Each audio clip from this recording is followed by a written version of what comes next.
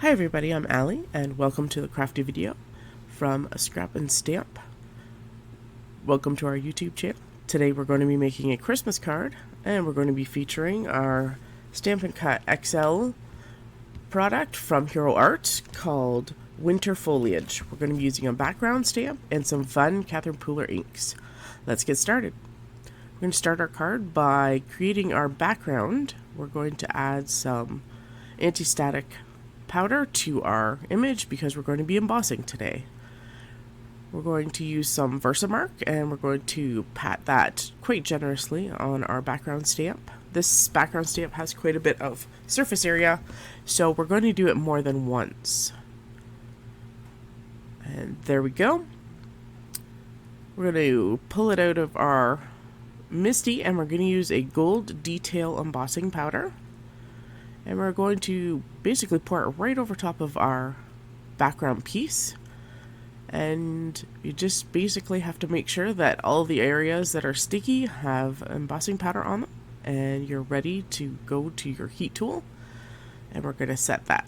Always make sure to put your powder back in the bottle before you bring out your heat tool. Ask me how I know. Alright, let's get to the heating process. It's always a good idea to make sure that your tool is nice and hot before you take it to your project. This will help in reducing the amount of warping on your project. Make sure that you move your heat tool around as you're heating, and you can usually tell when your product is fully and completely melted when it turns shiny. There we go. Let's add some gorgeous red ink to this. We're going to start with our Samba ink. We're just going to use a blending brush to add that all over our background.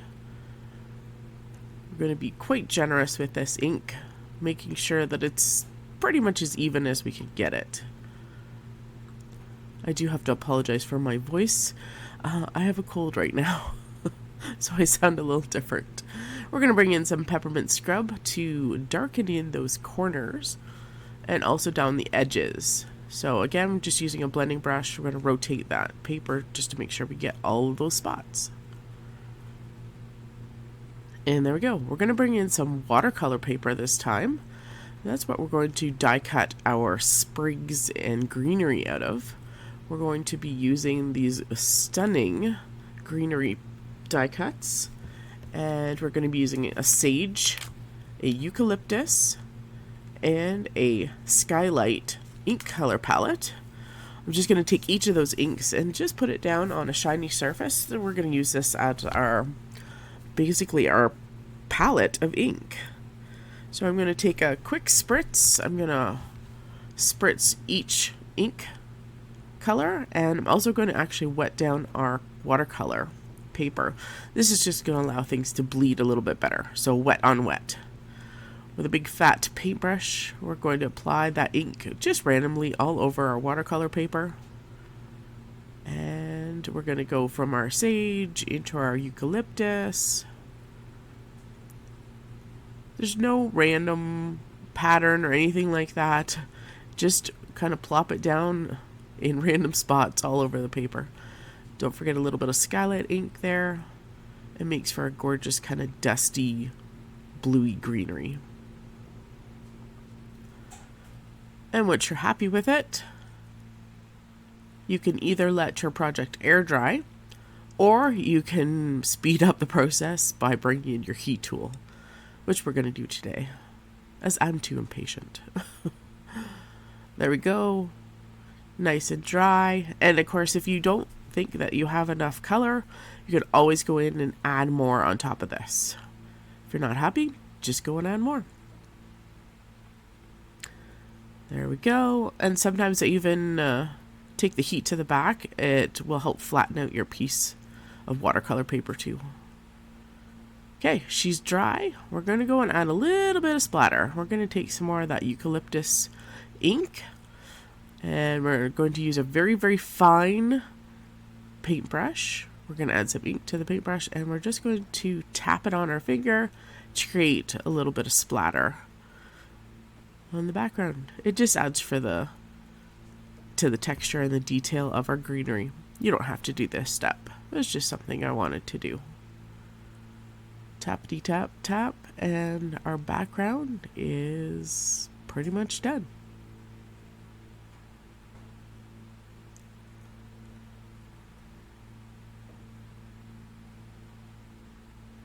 Apparently I wanted a lot of splatter. Alright, there she is. I like the speckle. Alright, now we have to clip apart our greenery. We're going to use 3 of the greenery sprigs on this. You can choose whichever ones you want. I'm not even going to snip the 3 apart. I'm going to use them all together. So I'm just going to use some repositionable tape and tack them down onto that surface, and I'm going to run them through my machine, and voila. Always make sure that your cuts are all the way through. Watercolor paper is a little bit thicker, so sometimes it can be a little bit more stubborn. Okay, we've pulled those die cuts out. Now we need some paper for our little pine cones. So we're going to take some gingerbread ink, just swatch it on the corner of our watercolor paper. We're going to snip off our 2 little pine cone dies, and we're just going to pop them right over top, tack them down, send them through the machine, and we're going to use our all-in-one tool just to make the process of popping them out a little easier. Wham bam, and there they are.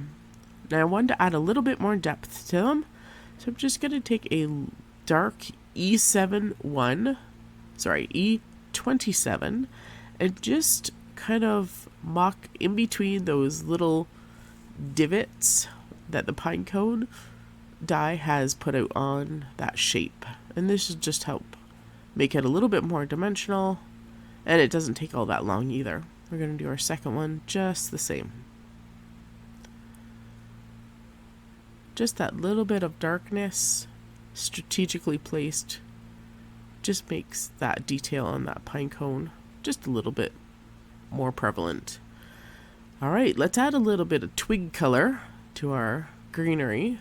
We're going to bring in E25 to do some of the stem work, and I'm just passing it down right over top of those die cuts, and we're going to do 2 of the 3 in the E25, and then we're going to bring in kind of a bluey gray, and we're going to do it almost looks like a rosemary. We're going to use a BG72 just to wick down the stems of that. Alright, so we're just going to mock up our card front now. You can move things around, and we're going to glue down everything with our barely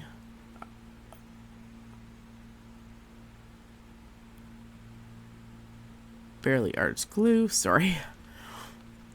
The nice thing about this glue is it has a very fine tip, and so you can get into all those very, very detailed leaf areas.